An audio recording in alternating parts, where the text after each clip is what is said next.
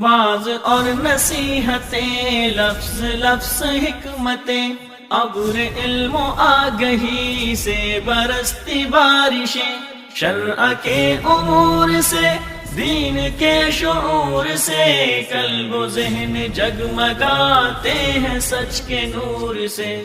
خطبہ جمعۃ المبارک۔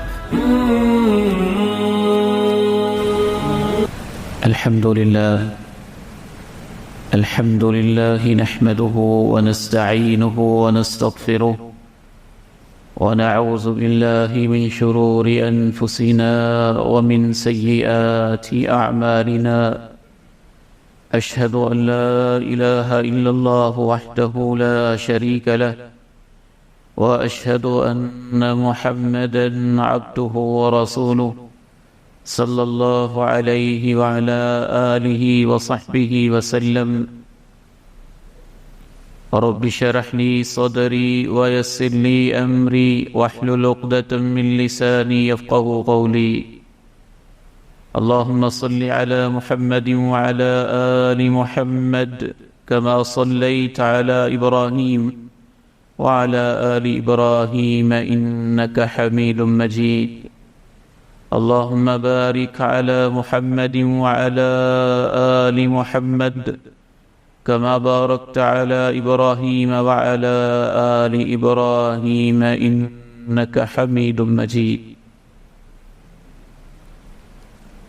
أما بعد، فإن خير الحديث كتاب الله، وخير الهدي هدي محمد صلى الله عليه وسلم، وشر الأمور محدثاتها، وكل محدثة بدعة، وكل بدعة ضلالة، وكل ضلالة في النار۔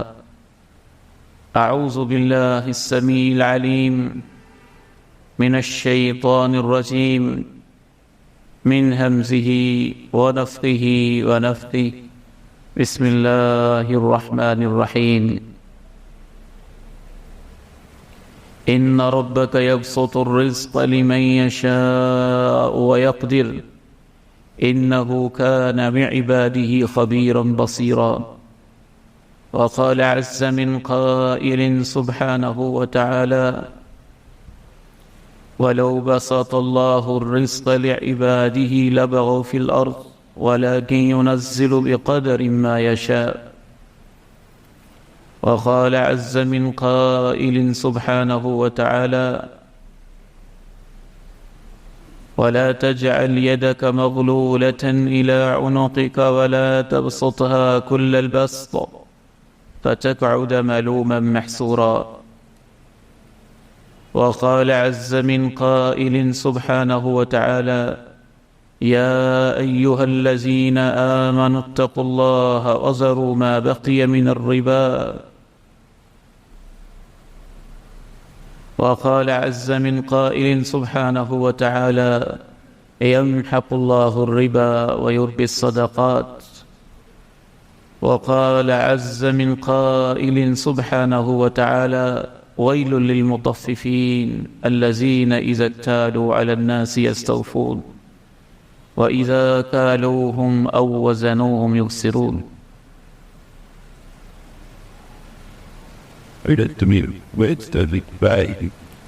میں اور آپ لوگ جن حالات سے آج گزر رہے ہیں، ان کو دیکھ کر پریشانی بھی ہوتی ہے، طبیعت میں بے چینی ابھرتی ہے، اضطراب پیدا ہوتا ہے، خصوصاً بعض فقراء اور غریب لوگوں کے حالات کو دیکھ کر تو دل خون کے آنسو روتا ہے۔ پاکستان جیسا وہ ملک جس کو اللہ رب العزت نے بے پناہ وسائل دیے ہیں، اور جس کی زمین سونا اگلتی ہے، جس کے چپے چپے کے اوپر زرخیزی ہے، جس کے پاس نہریں بھی ہیں، دریا بھی ہیں، سمندر بھی ہیں، چشمے بھی ہیں، پہاڑ بھی ہیں، گیسز بھی ہیں، معدنیات بھی ہیں۔ کسی چیز میں اللہ نے کمی نہیں چھوڑی۔ اس کے باوجود آئے روز بڑھتی ہوئی معاشی ذلت و مسکنت، جب انسان یہ دیکھتا ہے تو پریشان ہو جاتا ہے۔ انسان یہ سوچنے پہ مجبور ہو جاتا ہے کہ آخر اس کی وجہ کیا ہے۔ دو قسم کی وجوہات ہوتی ہیں، ایک وہ ظاہری وجوہات جو ہمیں نظر آتی ہیں، تجزیہ کار تجزیہ کرتے رہتے ہیں، اداریہ نگار اخباروں میں لکھتے رہتے ہیں، صحافی دن رات بولتے رہتے ہیں، سیاستدان جن پہ سیاست کرتے رہتے ہیں۔ وہ وجوہات تو آپ لوگ ہم سے زیادہ جانتے ہیں، کیونکہ آپ کا جدید وسائل سوشل میڈیا خبروں کے ساتھ ہماری بنسبت زیادہ وقت گزرتا ہے اور اس کے ساتھ زیادہ تعلق بھی رہتا ہے۔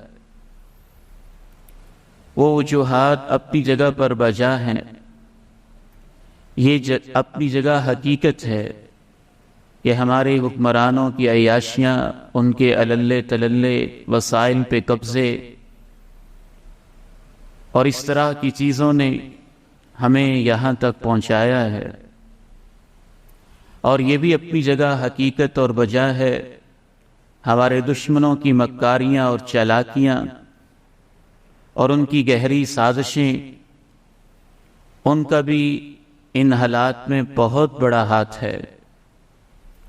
لیکن بڑی معذرت کے ساتھ قرآن و حدیث کی روشنی میں جو چیز میں آپ کے سامنے رکھنا چاہتا ہوں، بالعموم اسے پیش نہیں کیا جاتا، کیونکہ اس وجہ سے ہمیں اپنی اصلاح کرنی پڑتی ہے۔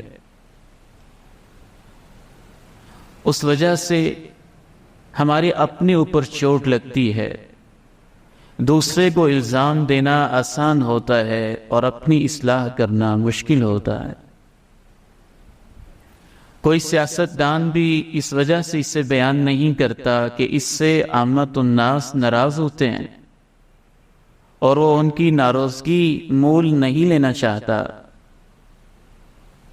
میدان جنگ سے ایک شخص بھاگا تھا تو اس سے پوچھا گیا کہ تم کیوں بھاگے؟ تو اس نے کہا مجھے تو اندازہ ہی نہیں تھا کہ دشمن اتنا قوی ہے، میں نے تو سوچا کہ دائیں طرف سے آئے گا، اس نے بائیں طرف سے حملہ کیا، میرا خیال تھا وہ فلاں اسلحہ لے کے آئے گا اور وہ فلاں لے کے آ گیا۔ تو اس نے کیا خوبصورت جواب دیا تھا، تم بھی کتنے سادہ اور بھولے ہو، اس کا مطلب ہے کہ تمہارے دشمن کو تم سے مشورہ کرنا چاہیے تھا کہ اے میرے پیارے دشمن، میں تیرے اوپر کیسے حملہ کروں، دائیں طرف سے کروں یا بائیں طرف سے کروں، آہستہ وار کروں یا تیز وار کروں، تلوار لے کے آؤں یا خنجر لے کے آؤں۔ تو دشمن کے اوپر ساری چیزیں تھوپ دینا یہ بہت آسان بہانہ ہوتا ہے اپنی ذمہ داریوں سے چھٹکارا پانے اور اپنی اصلاح نہ کرنے۔ اللہ کے فضل و کرم سے منبر و محراب کی بنیادی ذمہ داری عامت الناس کو خوش کرنا نہیں ہوتا۔ ہماری بنیادی ذمہ داری آپ تک وہ باتیں پہنچانا ہے جو اللہ نے بتائی ہیں اور اللہ کے رسول نے بتائی۔ اللہ اور اللہ کے رسول یہ بتاتے ہیں کہ جب بھی کسی معاشرے کے اندر معاشی بحران آتا ہے، اکنامیکل کرائسس آتے ہیں، مشکلات آتی ہیں، پریشانیاں آتی ہیں، مصیبتیں آتی ہیں، تو ان کے پیچھے جو بنیادی وجوہات ہیں ان میں سے 5 اس وقت میں آپ کے سامنے رکھتا ہوں۔ اللہ کے قرآن اور اللہ کے پیغمبر کی حدیث سے یہ معلوم ہوتا ہے کہ ہر قسم کی پریشانی کی سب سے پہلی اور بنیادی وجہ انسانوں کے اپنے گناہ ہوتے ہیں۔ قرآن مجید کو سورہ فاتحہ سے شروع کریں اور سورہ الناس تک مکمل پڑھ جائیں، آپ کو ایک آیت بھی ایسی نظر نہیں آئے گی جو یہ کہے کہ انسانوں پر پریشانیاں صرف ان کے حکمرانوں اور دشمنوں کی وجہ سے آتی ہے۔ یہ ایک وجہ تو ہو سکتی ہے، آپ کہہ لیں 10% ہے، چلیں آپ کہہ لیں 20% ہے، دشمن ایک وجہ ہو سکتا ہے، 10% ہے، 20% ہے، لیکن قرآن مجید تو ہمیں یہ بتاتا ہے کہ ہر پریشانی کے پیچھے انسان کے اپنے گناہ ہوتے ہیں۔ وَمَا أَصَابَكُم مِّن مُّصِيبَةٍ فَبِمَا كَسَبَتْ أَيْدِيكُمْ وَيَعْفُو عَن كَثِيرٍ وَمَا أَنتُم بِمُعْجِزِينَ فِي الْأَرْضِ وَمَا لَكُم مِّن دُونِ اللَّهِ مِن وَلِيٍّ وَلَا نَصِيرٍ۔ تمہیں جو بھی مصیبت پہنچتی ہے تمہارے اپنے ہاتھوں کا کیا دھرا ہوتا ہے، اور بہت ساری تمہاری کرتوتیں تو وہ ہیں جن سے اللہ درگزر کر دیتا ہے۔ تم ایسے تو نہیں ہو کہ اپنی چالیں چل کے اللہ کو بے بس کر دو، اور یہ بھی یاد رکھو جاؤ گے کہاں، اللہ کے علاوہ نہ کوئی تمہارا حمایتی ہے نہ ہی کوئی تمہیں مددگار ملے گا۔ وَلَوْ يُؤَاخِذُ اللَّهُ النَّاسَ بِمَا كَسَبُوا مَا تَرَكَ عَلَى ظَهْرِهَا مِن دَابَّةٍ،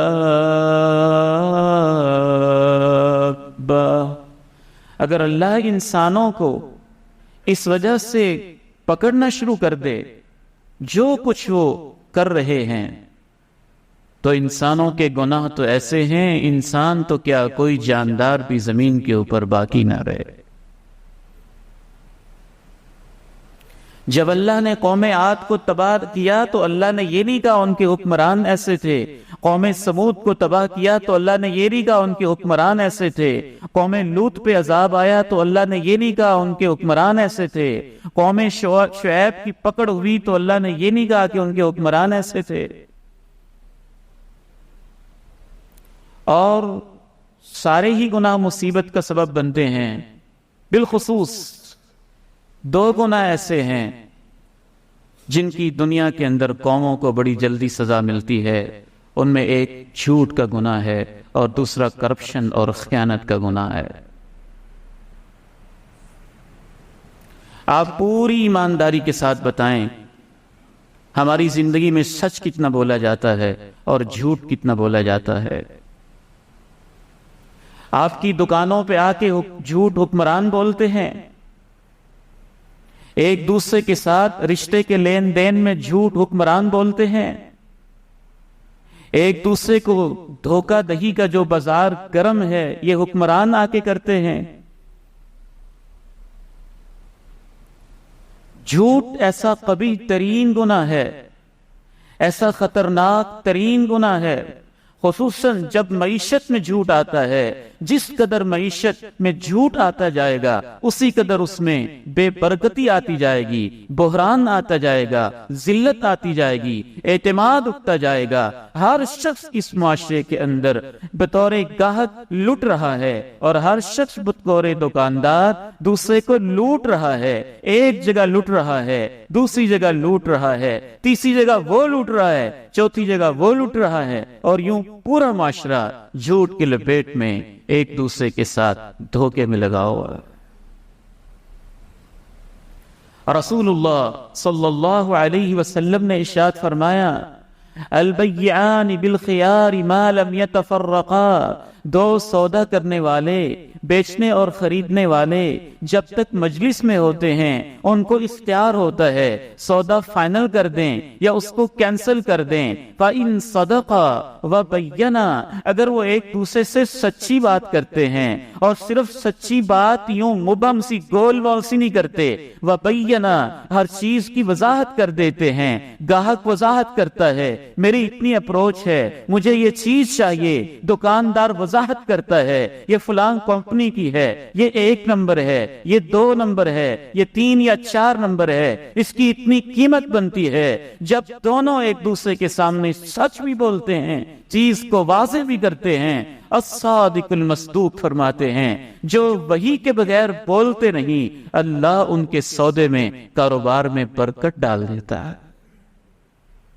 وَإِن كَذَبَا، اگر وہ جھوٹ بولتے ہیں یا جھوٹ تو نہیں بولتے، کتما کچھ چیزوں کو چھپا جاتے ہیں، تیرے سامنے دیکھ لو بھی دکاندار تو آپ ہیں، وہ تو سادہ لو بندہ ہے، اسے کیا پتا 1 نمبر کیا ہے 2 نمبر کیا ہے۔ اگر وہ جھوٹ بولتے ہیں یا چھپا جاتے ہیں چیزوں کو، رسول اللہ صلی اللہ علیہ وسلم فرماتے ہیں محقت برکت بیعہما، ان کی تجارت کی برکت اللہ مٹا دیتا ہے، برکت مٹا کے رکھ دی جاتی ہے۔ حتیٰ کہ اگر انسان جھوٹ بولتے بولتے جھوٹی قسم تک پہنچ جاتا ہے اور سودا بیچنے میں جھوٹی قسم بھی اٹھا دیتا ہے، اللہ کی قسم یہ اتنے کی چیز ہے، اللہ کی قسم اتنے تو مجھے ملتے ہیں، اللہ کی قسم بس اتنا سا مجھے اس میں پروفٹ ہے۔ اللہ کے پیارے نبی علیہ الصلاۃ والسلام ارشاد فرماتے ہیں 3 قسم کے شخص ایسے ہیں قیامت کا دن ہوگا اللہ ان کی طرف نہ دیکھنا پسند کریں گے، نہ بات کرنا پسند کریں گے، نہ انہیں معاف کرنا پسند کریں گے، ان کے لیے دردناک عذاب ہوگا۔ ان میں سے ایک وہ شخص ہے جو جھوٹی قسمیں اٹھا کے سودا بیچتا ہے۔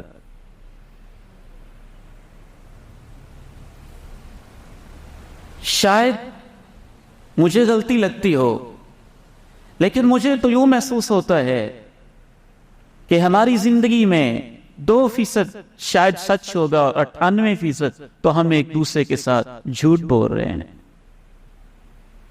باتوں میں جھوٹے، عمل میں جھوٹے، وعدوں میں جھوٹے، گفتگو میں جھوٹے، ایک ایک چیز کے اندر جھوٹے۔ دوسری بنیادی وجہ جس وجہ سے معیشت تنگ ہوتی ہے، معاشی بحران آتے ہیں اور اس وجہ سے حکمران بھی ظالم ہو جاتے ہیں، یعنی حکمرانوں کے ظلم کے پیچھے بھی بنیادی وجہ ہمارا عمل ہوتا ہے، ہمارا کردار ہوتا ہے، ہمارے رویے ہوتے ہیں، اس کے پیچھے بھی ایک وجہ ہم خود ہوتے ہیں۔ رسول اللہ صلی اللہ علیہ وسلم ایک بڑی خوبصورت اور طویل حدیث ہے، اس میں آپ فرماتے ہیں جب 5 تم گناہ کرو گے تو تمہارے اوپر 5 عذاب آئیں گے، ان میں سے ایک بات اللہ کے پیارے نبی علیہ السلام نے فرمایا وَلَمْ يَنْقُصُ الْمِكْيَالَ وَالْمِيزَانَ إِلَّا وَأُخِذُوا بِالسِّنِينَ وَشِدَّةِ الْمَعُونَ وَجَوْرِ السُّلْطَانِ عَلَيْهِمْ، جب کسی قوم کا مزاج یہ ہو جائے کہ ناپ میں کمی کریں، تول میں کمی کرنے لگ جائیں، ناپ تول میں کمی کرنے لگ جائیں، تو ان کے اوپر 3 عذاب آتے ہیں۔ پہلا عذاب یہ ہوتا ہے اخذوا بالسنین، قحط آتا ہے، بحران آتے ہیں، شدت المعونہ، خرچے پورے نہیں ہوتے ہیں۔ تیسرا عذاب یہ آتا ہے ان کے حکمران ظالم ہوتے ہیں۔ ناپ تول میں کمی کوئی چھوٹا سا مسئلہ ہے؟ ایک مزدور اگر 10 گھنٹے کی مزدوری لیتا ہے اور اس میں سے 2-3 گھنٹے کام چوری کر جاتا ہے اور اس کا آجر اس سے 10 گھنٹے کام لیتا ہے اور اس کی مزدوری اسی وقت جو اس کے خون پسینے کی محنت اسے نہیں دیتا ہے، تو یہ ناپ تول میں کمی ہے۔ ایک ملازم اگر اپنی ملازمت کو ایمانداری کے ساتھ نہیں کرتا ہے تو ناپ تول میں کمی ہے۔ ایک بجلی استعمال کرنے والا شخص اپنے گھر میں ہزاروں یونٹ استعمال کرتا ہے اور بل 200 فکس کر لیتا ہے تو ناپ تول میں کمی ہے۔ قوم کی اجتماعی چیز کے اندر وہ خیانت بھی کر رہا ہے، ناپ تول میں کمی بھی کر رہا ہے۔ میں نہیں جانتا حقیقت کیا ہے، لیکن آپ میں سے بڑے سچے اور با اعتماد لوگ بتاتے ہیں کہ بڑے بڑے نمازی لوگوں کے گھروں کے اندر بھی بل کا تصور نہیں ہے، وہ بجلی چوری کرتے ہیں، چولہے تک جلاتے ہیں، ہیٹر تک جلاتے ہیں، اے سی کے عیاشیاں لیتے ہیں۔ تو قوم پہ عذاب تو آئے گا، کیسے نہیں آئے گا؟ اللہ کے رسول صلی اللہ علیہ وسلم ارشاد فرماتے ہیں جب بھی کوئی قوم ایسے کرنے لگتی ہے کہ ناپ تول میں کمی کرنے لگتے ہیں تو ان پہ 3 عذاب آتے ہیں، بحران آتے ہیں ان کے اوپر، اور ان کے حکمران ظالم ہو جاتے ہیں، اور تیسرا عذاب یہ ہے ان کے خرچے پورے نہیں ہوتے ہیں۔ وَيْلٌ لِّلْمُطَفِّفِينَ الَّذِينَ إِذَا اكْتَالُوا عَلَى النَّاسِ يَسْتَوْفُونَ وَإِذَا كَالُوهُمْ أَوْ وَّزَنُوهُمْ يُخْسِرُونَ أَلَا يَظُنُّ أُولَئِكَ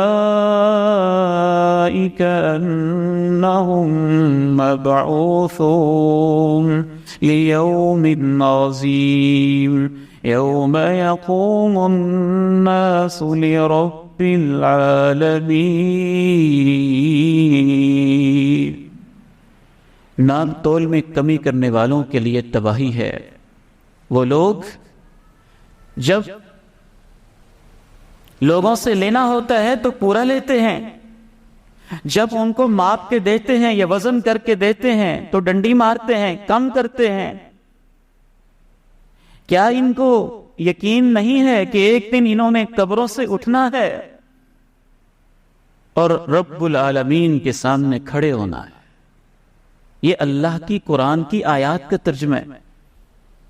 اللہ کا کلام کیسا ہے، کیسے انسانوں کو توجہ دلاتا ہے۔ وَيْلٌ لِّلْمُطَفِّفِينَ الَّذِينَ وَيْلٌ لِّلْمُطَفِّفِينَ، تباہی ہے ان کے لیے جو کمی کرتے ہیں، جب لوگوں سے لیتے ہیں یستوفون، پورا حساب لیتے ہیں، وَإِذَا كَالُوهُمْ أَوْ وَّزَنُوهُمْ يُخْسِرُونَ أَلَا يَظُنُّ أُولَئِكَ أَنَّهُمْ مَبْعُوثُونَ لِيَوْمٍ عَظِيمٍ يَوْمَ يَقُومُ النَّاسُ لِرَبِّ الْعَالَمِينَ۔ ان کو کوئی خیال نہیں ہے کہ انہوں نے قبروں سے اٹھنا ہے ایک عظیم دن میں، پھر رب العالمین کے سامنے پیش ہونے۔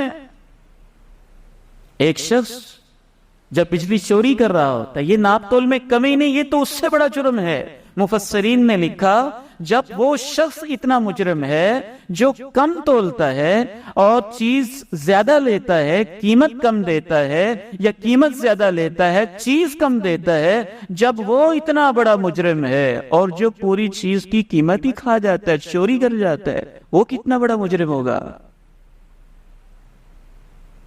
نہ صرف یہ کہ بجلی چوری کرنا ایک چوری ہے، یہ ان شریف لوگوں پہ ظلم بھی ہوتا ہے جو بل دے رہے ہوتے ہیں۔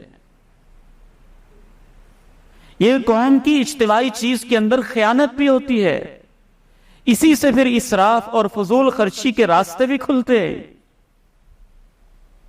تو رسول اللہ صلی اللہ علیہ وسلم نے ارشاد فرمایا جب بھی لوگ ایسے کرنے لگتے ہیں کہ ماپ تول میں کمی کرنے لگ جائیں، یہ تو زندگی کا ایک شعبہ ہے۔ ہم خود اپنے ضمیر میں جھانک کے دیکھیں کہاں کہاں ماپ تول میں کیا کیا کمی ہو رہی ہے، کیسے کیسے ظلم ہو رہے ہیں۔ انسان حیران رہ جاتا ہے کہ یہ شخص بھی اللہ اور اللہ کے رسول اور آخرت پہ ایمان رکھنے والا ہے۔ ایک تیسری وجہ جس سے معاشرے بحرانوں کا شکار ہوتے ہیں، تنگیوں میں مبتلا ہوتے ہیں، عذابوں میں مبتلا ہو جاتے ہیں، وہ ہے زکوٰۃ اور عشر پوری طرح نہ دینا،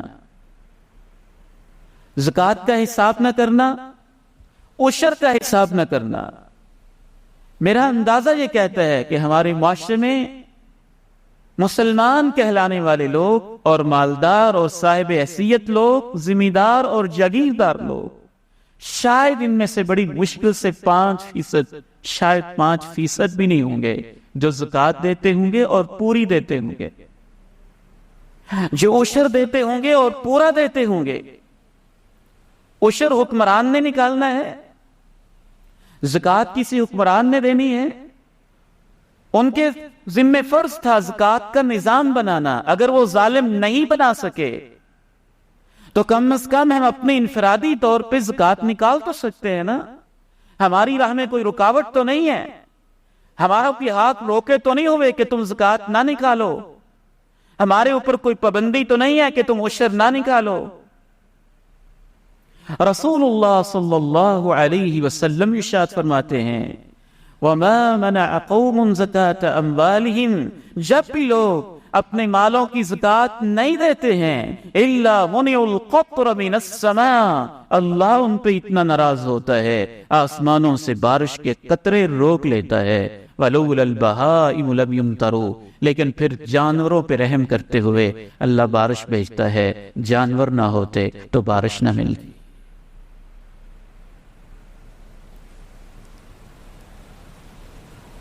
نہ صرف یہ کہ ہم زکوٰۃ نہیں دیتے، عشر نہیں دیتے، بلکہ تنگ ظرفی، بخل اور کنجوسی کی انتہا اور دل میں حسد جیسے عجیب قسم کی چیزیں، اس بارے میں اللہ کے نبی علیہ السلام نے فرمایا ایاکم والشح، تنگ ظرفی سے اپنے آپ کو بچانا، فإنہ اہلک من کان قبلکم، اس نے پہلی قوموں کو تباہ کر کے رکھ دیا تھا۔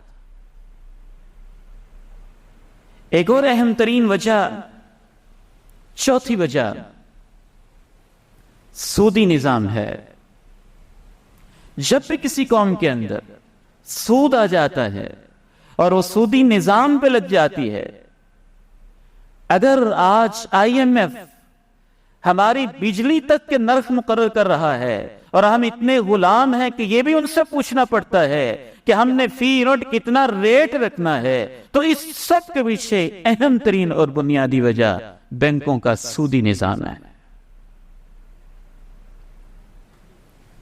اور اللہ رب العزت نے اپنے قرآن میں جو سود کے بارے میں کہا ہے وہ تو انسان پڑھ لے تو اس کے رونگٹے کھڑے ہو جاتے۔ یا ایھا الذین آمنوا اتقوا اللہ وذروا ما بقی من الربا ان کنتم مؤمنین۔ او ایمان کا دعویٰ کرنے والو، اللہ کی حکموں کی پابندی کرو اور سود کو چھوڑ دو اگر واقعی تم مومن ہو۔ فَإِن لَّمْ تَفْعَلُوا، اگر نہیں چھوڑو گے، فَأْذَنُوا بِحَرْبٍ مِّنَ اللَّهِ وَرَسُولِهِ، تو اللہ اور اس کے رسول سے جنگ کے لیے تیار ہو جاؤ۔ يَمْحَقُ اللَّهُ الرِّبَا وَيُرْبِي الصَّدَقَاتِ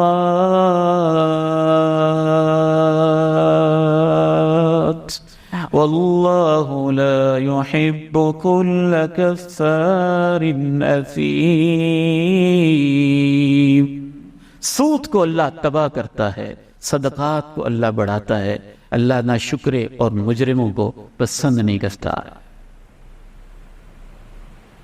ایک تو وہ سودی نظام تھا جو انٹرنیشنل لابیز نے ہمارے اوپر مسلط کیا، پھر وہ سودی نظام جو پاکستانی حکومت نے مسلط کیا۔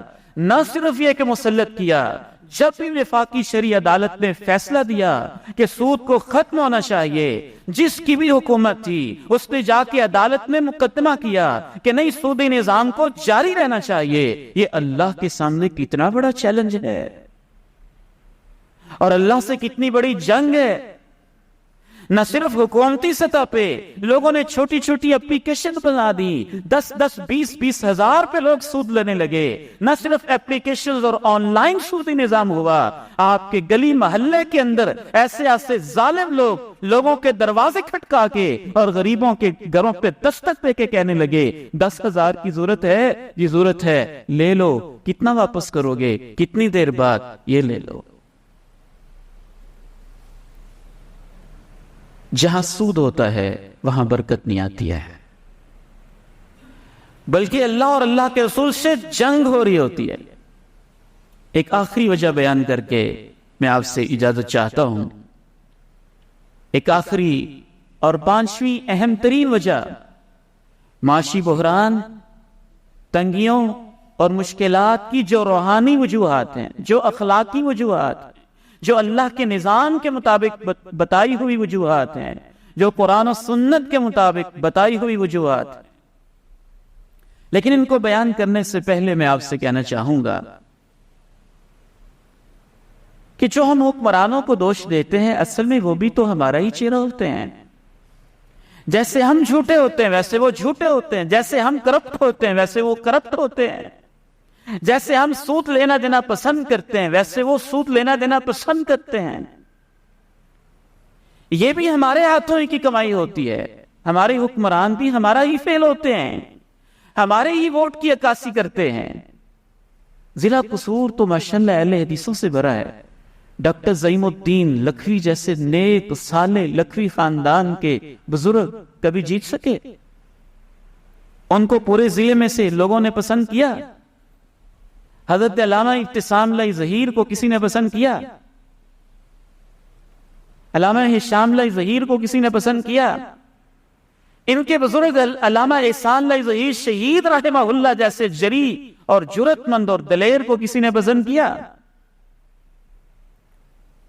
تو جیسی ہماری پسند ہے ویسے ہمارے ساتھ پھر وہ سلوک کرتے ہیں. جیسے ہماری ذہنیت ہوتی ہے ویسے ہی ہمارے اوپر وبال پڑتے ہیں. وہ بھی ہمارے ہاتھوں ہی کمائی ہوتی ہے. اللہ کے قرآن کے الفاظ تو بہت جامع ہیں. وَمَا أَصَابَكُم مِّن مُّصِيبَةٍ فَبِمَا كَسَبَتْ أَيْدِيكُمْ وَيَعْفُو عَن كَثِيرٍ. جو بھی تمہیں مصیبت پہنچتی ہے وہ تمہارے ہاتھوں کی کمائی ہوتی ہے. 2%, 10% لوگ پسند کرتے ہوں گے تو 90% جیسے پسند کرتے ہیں ویسے ان کو مل جاتے ہیں. جیسا وہ نظام چاہتے ہیں, جیسا سسٹم چاہتے ہیں ویسے ان کے اوپر مسلط ہے.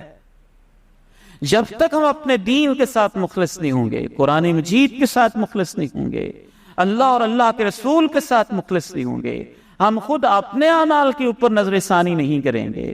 ٹھیک ہے, ان حالات میں ہم سمجھتے ہیں شرعی طور پہ احتجاج کرنا جائز ہے, اس کی گنجائش موجود ہے. وقتی طور پہ قانون کو حرکت میں لانے کے لیے, ظالموں کو جگانے کے لیے وہ بھی ایک حل ہے, لیکن مستقل حل نہیں ہے.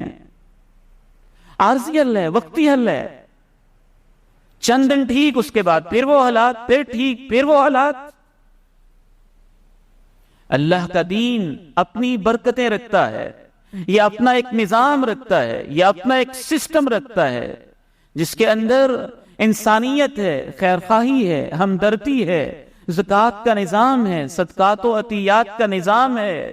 جب تک ہم من حسن قوم اللہ کے دین کو پسند نہ کرنے لگ جائیں, اتنا پسند کریں کہ ہم دین کی خاطر قربانیاں دینے لگ جائیں, اتنا پسند کریں بالکل اپنے ہمسائے ملک افغانستان کی طرح کہ ہمارے گھروں پہ حملے کر دیے جائیں, ہم پھر بھی کہیں ہم اللہ کا دین چاہتے ہیں, ہمارے بچے اٹھا لیے جائیں, ہم پھر بھی کہیں ہم اللہ کا قرآن چاہتے ہیں, ہمارے اوپر ایک دن میں 10,000 ہزار بمباریاں کرنے لگیں, ہم پھر بھی کہیں ہم اللہ کا دین چاہتے ہیں, تو اس وقت تک تو کسی قوم کو دین نہیں ملتا ہے. مدینہ میں, ریاست مدینہ بس ایسے تو قائم نہیں ہو گئی تھی, 13 سال تک مصیبتیں سہی تھی, پتھر کھائے تھے, پیٹ پہ پتھر باندھے تھے، مشکلیں برداشت کی تھیں، لیکن اس یقین کے ساتھ کہ اللہ کے دین میں ہی خیر ہے، اللہ کے دین میں برکت ہے۔ بدر و احد کے مارکے ہوئے تھے، اللہ کے پیغمبر نے اتنی مشکلیں برداشت کی، پھر جب وہ نظام آیا اللہ نے ایسی برکتیں انسانیت کو دی کہ لوگ پھرتے تھے، کوئی زکوٰۃ لینے والا مل جائے اور زکوٰۃ لینے والا نہیں ملتا تھا۔ ہمیں اپنے رویوں پہ بھی نظر ثانی کرنی ہو۔ احتجاج بھی ایک عارضی حل ہے، وہ دکھی انسانوں کے لیے جائز ہے، وہ مظلوم ہیں، لوگ ان پہ ظلم کیا جا رہا ہے، اور اللہ کا قرآن کہتا ہے کہ جس پہ ظلم ہو وہ اپنے ظلم کا اظہار کر سکتا ہے۔ لا يحب اللہ الجہر بالسوء من القول الا من ظلم، وہ اپنے ظلم کی داستان بیان کر سکتا ہے، یہ بالکل جائز ہے، ان حالات میں کوئی حرج نہیں، پرامن طریقے سے ہو، اپنے لوگوں کا نقصان نہ کیا جائے۔ لیکن یہ عارضی حل ہوتے ہیں، دائمی اور مستقل حل اپنی اصلاح کرنا ہے، اپنے معاشرے کی اصلاح کرنا ہے۔ اور شریعت نے کیا حل بتائے ہیں خیر کے لیے، برکتیں کیسے آتی ہیں، اور اللہ کے دین کے فیوز و برکات معاشروں کو کیسے حاصل ہوتے ہیں، اور شرعی حوالے سے ان مسائل کا کیا حل ہے، اس کے اوپر انشاءاللہ آئندہ خطبہ جمعہ میں کچھ مختصر مزید گفتگو ہوگی۔ اللہ تعالیٰ مجھے اور آپ کو صحیح معنی میں حالات کا تجزیہ کرنے کی بھی توفیق نصیب فرمائے، اور سچ بات کو سننے کی ہمت بھی نصیب فرمائے، اور اس پہ عمل کی بھی توفیق نصیب فرمائے۔ وآخر دعوانا ان الحمد للہ رب العالمین۔